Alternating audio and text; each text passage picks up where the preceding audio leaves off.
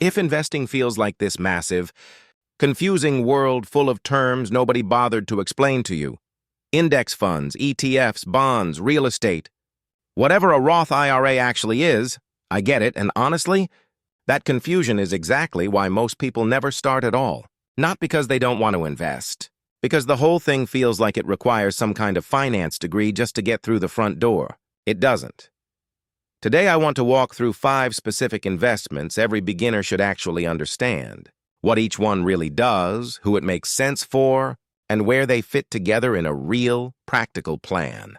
Stick around, because the 5th one is the one almost nobody talks about, and it might matter more than the first 4 combined. Before we get into the list, let's clear up something that trips a lot of beginners up right from the start. Investing isn't gambling, and it isn't some mysterious skill only a small group of people are naturally good at. At its core, it's just putting your money into something that has a real chance of growing over time, instead of letting it sit still while inflation quietly eats away at its value. That's genuinely the whole concept. Everything else, the specific accounts, the specific products, the strategy, is just details layered on top of that one basic idea. There's actually a meaningful difference worth understanding between saving and investing, and a lot of beginners blur these two together. Saving is putting money somewhere safe and stable, like a savings account, where it won't lose value but also won't grow much beyond whatever interest the bank pays. Investing means accepting some amount of short-term uncertainty in exchange for a much better shot at real, long-term growth. Neither one is better than the other in some absolute sense. They're just meant for different purposes. Money you might need soon belongs in savings. Money you can genuinely leave alone for years belongs in investments, which is exactly what today's 5 categories are all about. It's also worth saying clearly up front, none of what we're covering today is personalized financial advice for your exact situation. This is meant to give you a real, practical foundation so you can walk into this world with actual understanding, instead of blindly following whatever your coworker or some random online post told you to do. Let's start with the first one, because for most beginners, this is genuinely the best possible entry point into investing, and it's simpler than people expect. The first investment every beginner should understand is the index fund. An index fund is essentially a single investment that holds a huge basket of different stocks all at once, designed to track the overall performance of a specific market, like the S&P 500, which represents roughly 500 of the largest companies in the United States. Instead of trying to pick which individual company is going to do well, which is genuinely difficult even for professionals who do this full-time, an index fund just spreads your money across all of them at once. If the overall market goes up over time, which it historically has, your investment tends to go up right along with it. What makes index funds such a strong starting point for beginners specifically is the combination of built-in diversification and low cost. You're not betting everything on one company doing well.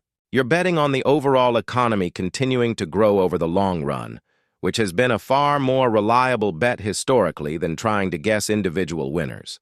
On top of that, index funds typically come with very low fees compared to actively managed funds, because there's no team of analysts trying to beat the market. The fund is simply tracking it. Over decades, those lower fees genuinely add up to a meaningfully larger amount of money in your pocket, simply because less of your return is getting eaten up by fees along the way. To put a real number on why fees matter so much, even a difference of 1% in annual fees, which sounds small on paper, can end up costing tens of thousands of dollars over several decades of investing, purely because that extra fee compounds against you every single year, the same way returns compound in your favor. This is exactly why so many financial professionals point beginners toward low-cost index funds first. The strategy itself doesn't need to be complicated to work extremely well over a long enough time frame. The second investment worth understanding is the ETF, which stands for Exchange Traded Fund. In a lot of ways, an ETF works similarly to an index fund. It also holds a basket of different investments rather than just one, but it trades throughout the day on an exchange, exactly like an individual stock would. This gives you a bit more flexibility in terms of when you buy and sell, And ETFs often let you invest in very specific slices of the market, whether that's a particular industry, a particular country, or a particular type of asset, in a way that's a bit more targeted than a broad index fund. For a beginner, the practical difference between an index fund and an ETF often comes down to which platform you're using and personal preference more than anything dramatic. Some retirement accounts default toward traditional index funds, while ETFs tend to be more common in regular brokerage accounts. What matters most for someone just starting out isn't obsessing over which one is technically superior.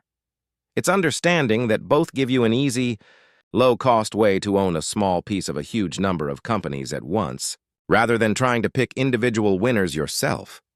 One thing worth clarifying here, since it confuses a lot of beginners, is that ETFs and index funds aren't necessarily competing categories. A lot of ETFs are themselves tracking an index, meaning you'll often hear people use the terms almost interchangeably, even though technically an index fund refers to the strategy and an ETF refers to the specific structure the fund is packaged in. You don't need to memorize this distinction perfectly to invest successfully. You just need to know that both options, when tracking a broad market index, tend to be excellent, low-cost starting points for a beginner. The third investment every beginner should know about is bonds. If stocks represent ownership in a company, bonds represent a loan you're giving to a company or a government, in exchange for regular interest payments over a set period of time, with your original amount returned at the end. Bonds are generally considered more stable and less volatile than stocks, though they also typically offer lower returns over the long run. This isn't a downside so much as a trade-off. Bonds exist to provide a different kind of value than stocks do, specifically stability and predictability, rather than maximum growth. Bonds tend to matter most in the context of balance, rather than as a standalone investment for most beginners. Someone in their 20s or 30s with decades ahead of them before they'll need this money typically doesn't need a heavy allocation toward bonds, since they have enough time to ride out the ups and downs of a more stock-heavy portfolio. Someone closer to retirement, on the other hand, often shifts more heavily toward bonds specifically, because they can't afford to have a major market downturn wipe out a large chunk of their portfolio right before they need to actually start using that money. Understanding this relationship, even as a beginner who's mostly invested in stocks and funds right now, sets up a much smoother transition later in life, rather than a jarring one. There's a rough rule of thumb some people use to think about this, sometimes called the Age in Bonds guideline, where the percentage of your portfolio in bonds roughly matches your age. So someone in their 30s might hold around 30% in bonds, while someone in their 60s might hold closer to 60%. This isn't a precise formula everyone should follow exactly, and plenty of financial professionals would adjust it based on individual circumstances. But it's a genuinely useful mental starting point for understanding how this balance is supposed to shift gradually over the course of your life, rather than staying fixed at whatever allocation you happen to start with. The fourth investment worth understanding is real estate, though not necessarily in the way most people initially picture it. When people hear real estate investing, they often immediately think of buying rental properties, dealing with tenants, and handling maintenance calls at 2 in the morning.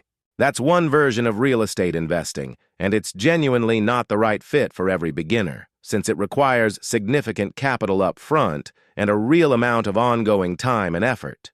But there's a second version worth knowing about specifically, something called a REIT, or Real Estate Investment Trust, which lets you invest in real estate through the stock market, similarly to how you'd buy a stock or a fund without ever having to personally manage a single property. A REIT pools money from a large number of investors to buy and manage real estate. Think office buildings, apartment complexes, shopping centers, warehouses, and then distributes a portion of the income generated back to investors, often in the form of regular dividend payments. This gives beginners exposure to real estate as an asset class, which behaves somewhat differently than stocks and bonds and can add genuine diversification to a portfolio without requiring the capital, effort, or risk that comes with owning physical property directly. What makes REITs particularly appealing for a beginner is that you can start with a genuinely small amount of money, exactly like buying a stock or an ETF. rather than needing a substantial down payment the way direct property ownership would require. This doesn't mean REITs are automatically better than owning property directly. Direct ownership offers its own advantages, including more control and certain tax benefits that don't apply the same way to REITs. But for someone just starting out who wants real estate exposure without taking on a mortgage or becoming a landlord, a REIT is a genuinely accessible way to get started. And the fifth investment, the one almost nobody talks about when this topic comes up, isn't a product you can buy on any platform at all. It's investing in yourself, specifically through skills and education that directly increase your ability to earn and manage money over the rest of your life. This sounds almost too simple to belong on a list alongside index funds and REITs, but the math behind it is genuinely hard to argue with. A skill that increases your income by even a modest amount every single year for the rest of your career produces a return that would be considered extraordinary if it came from any traditional financial investment instead. And unlike a stock or a fund, this specific investment can never be wiped out by a market crash, can't be stolen, and compounds for as long as you're actively working. This shows up in very practical ways: learning a skill that makes you more valuable in your current job, developing enough financial literacy to actually understand and manage everything else on this list confidently, or building a skill that opens the door to a side income or a career change entirely. The return on this kind of investment is genuinely harder to measure precisely compared to a stock's return, since it doesn't show up as a clean percentage on a statement. But talk to almost anyone who's built real financial security over time, and a surprising number of them will point to a specific skill, certification, or piece of knowledge that meaningfully changed their financial trajectory, often more than any single stock pick or fund ever did. It's worth being specific about why this particular investment deserves its own place on this list, rather than just being a vague, feel-good addition. Every other item we've covered depends to some degree on already having money available to invest in the first place. Investing in yourself is the one category on this list that can actually increase how much money you have available to put toward the other four, which is exactly why it functions almost like a multiplier sitting underneath everything else. A better income, built through better skills, means more capacity to consistently invest in index funds, ETFs, bonds, and real estate over the years that follow. Now that we've gone through all five, let's talk about how these actually fit together in a real, practical plan. Because understanding each one individually is only half the picture. For most beginners, the general order of priority looks something like this. Investing in yourself comes first, in the sense that basic financial literacy, actually understanding what these five things are and how they work, needs to happen before any of the others can be used effectively. From there, retirement accounts that hold index funds or ETFs tend to be the natural next step, especially if there's any kind of employer match available on a workplace retirement plan, since that match is essentially free money added directly on top of whatever you contribute. Bonds typically become more relevant as either a smaller, stabilizing piece of a portfolio early on, or a larger piece as retirement gets closer. And real estate, whether through a REIT or eventually direct property ownership, tends to layer in once the foundational pieces are already solidly in place. It's worth being honest that this order isn't some rigid law everyone has to follow exactly. Someone with strong interest and expertise in real estate might reasonably prioritize that earlier than this general order suggests. Someone in a job with an unusually strong retirement match might prioritize that above almost everything else immediately. The specific order matters less than genuinely understanding what each piece actually does, so you can make an informed decision about your own particular situation, rather than blindly copying someone else's exact portfolio without understanding why they built it that way. Let's talk about a few common mistakes beginners make once they start actually putting these ideas into practice, because a couple of small missteps can derail what would otherwise be a genuinely solid start. The first mistake is trying to pick individual stocks before understanding the basics covered in this video. Individual stock picking can absolutely be part of an investing strategy, but it's a much higher risk, higher effort approach than index funds or ETFs, and it's genuinely not the right starting point for most beginners. A lot of people jump straight to picking individual companies because it feels more exciting, then get discouraged when a pick doesn't work out, without ever having built the more reliable foundation that index funds and ETFs provide. There's nothing wrong with eventually adding individual stocks to a portfolio once you genuinely understand what you're doing, but starting there before the foundation exists tends to produce far more disappointment than success. The second mistake is waiting for the right time to start investing, based on trying to predict what the market is going to do next. Nobody, including professional investors, can reliably predict short-term market movements. Waiting for a dip or waiting until things feel more stable tends to cost people far more in missed growth over time than simply starting now with whatever amount they can genuinely afford and adjusting from there as their situation changes. There's a well-known finding in investing research that consistently shows time in the market tends to beat trying to time the market, largely because some of the market's strongest single days historically happen unpredictably, close to its worst days, meaning investors who sit on the sidelines waiting for the perfect moment often miss those best days entirely while trying to avoid the worst ones. The third mistake is not understanding the difference between an account and an investment, which confuses a huge number of beginners right from the start. A retirement account, like a 401k or an IRA, isn't an investment itself. It's simply a container with certain tax advantages. What you actually invest in inside that container, index funds, ETFs, bonds, whatever it happens to be, is a completely separate decision. A lot of people open a retirement account, contribute money into it, and then never actually select any investments inside it, leaving the money sitting in cash and missing out on years of potential growth simply because they didn't realize an extra step was required. This single misunderstanding is genuinely one of the most common and costly mistakes beginners make. Precisely because it's invisible, the account shows a balance that looks like it's working, when in reality that money might be sitting completely stagnant. The fourth mistake is investing money you'll genuinely need in the short term, rather than money you can reasonably leave alone for at least several years. All 5 of the investments we covered today can fluctuate in value, sometimes significantly, over shorter periods of time. Money you'll need for rent next month, or for an emergency in the next few weeks, doesn't belong in any of these. It belongs in a savings account, where it's stable and immediately accessible, not exposed to the kind of short-term ups and downs that these investments naturally experience. A simple rule of thumb worth keeping in mind is that any money you'll need within the next 3 to 5 years probably shouldn't be sitting in investments that could realistically be down in value exactly when you need to access it. Let's also address a few questions that come up constantly from beginners. Specifically looking at this exact list, how much money do you actually need to start investing in any of these? Genuinely far less than most people assume. A lot of major platforms now let you buy fractional shares of index funds and ETFs for just a few dollars, meaning you don't need thousands of dollars sitting around to get started. The habit of starting, even with a small amount, tends to matter far more long-term than waiting until you have some larger sum saved up first.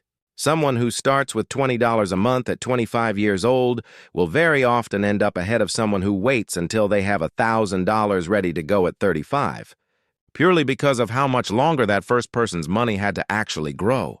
What about the risk of losing everything? It's worth being honest that any of these investments can lose value, sometimes significantly, over shorter periods of time. What history consistently shows, though, is that broad, diversified investments like index funds have recovered from every single downturn they've ever experienced, given enough time. The real risk for most beginners isn't a temporary downturn. It's panicking and selling during that downturn, locking in a loss that would have otherwise recovered given enough patience. This is exactly why understanding your own timeline matters so much before you start. Money you won't need for 10 or 20 years can comfortably ride out downturns that would feel genuinely alarming.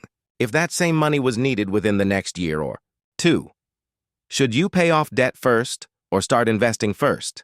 This genuinely depends on the specific interest rate on that debt. High-interest debt, like most credit card debt, typically carries an interest rate high enough that paying it off first is almost always the better mathematical move, since it's essentially a guaranteed return equal to whatever interest rate you're avoiding. Lower interest debt, like many mortgages or certain student loans, makes this decision much less clear-cut, and it often makes sense to do both at the same time, in some reasonable proportion. Let's put together a real, practical plan for getting started with all of this, beginning this week rather than sometime vaguely down the road. This week, if you have access to a workplace retirement plan with any kind of employer match, confirm you're contributing at least enough to get that full match. If you're not, that's genuinely the very first place to start, since it's about as close to guaranteed free money as exists anywhere in personal finance. Next, if you don't already have a retirement account outside of work, or want an additional one, look into opening something like an IRA, and inside it, choose a broad, low-cost index fund as your starting investment rather than trying to pick individual stocks right away. Then, spend just a small amount of time this month actually reading about how bonds fit into a portfolio at your specific age and situation, so that when it does become more relevant later, you're not starting from zero understanding. If real estate genuinely interests you as an asset class, look into a REIT as a way to get some initial exposure, without needing to jump straight into direct property ownership before you're ready for that level of commitment and effort. And finally, take an honest look at your own skills and knowledge gaps, and pick one specific area to actively invest in this year, whether that's a certification relevant to your career, a genuinely useful new skill, or simply committing real time to understanding personal finance and investing more deeply than you do right now. Let's recap everything we covered today.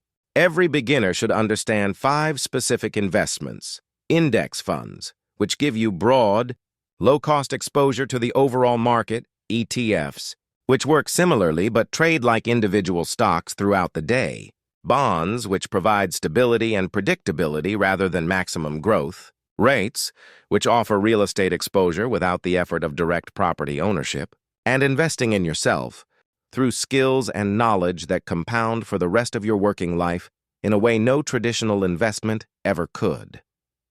Remember this: you genuinely don't need to master all 5 of these before you start. You need to understand them well enough to make an informed first decision and then keep learning as you go, adjusting your approach as your knowledge, your income, and your goals naturally change over time. The biggest mistake almost anyone can make with investing isn't picking the wrong specific fund. It's never actually starting at all, simply because the whole topic felt too complicated to approach. Every single person who's built real wealth through investing started exactly where you might be right now, with a basic understanding, a small amount of money, and a willingness to actually begin instead of waiting for some future point when everything felt perfectly figured out. If this video actually made investing feel a little less intimidating, hit that like button and subscribe because we cover practical, no-fluff money content exactly like this every single week. Drop a comment and let me know. Which of these 5 are you already using, and which one is completely new to you? I'd genuinely like to know how many people are actually familiar with the 5th one on this list, since in my experience, it's the one that gets the least attention despite being arguably the most important. In the next video, we're covering exactly how to open your very first investment account, step by step, with real numbers, for anyone who's been putting this off simply because the process itself felt confusing. So make sure you hit that bell icon so you don't miss it. See you in the next one.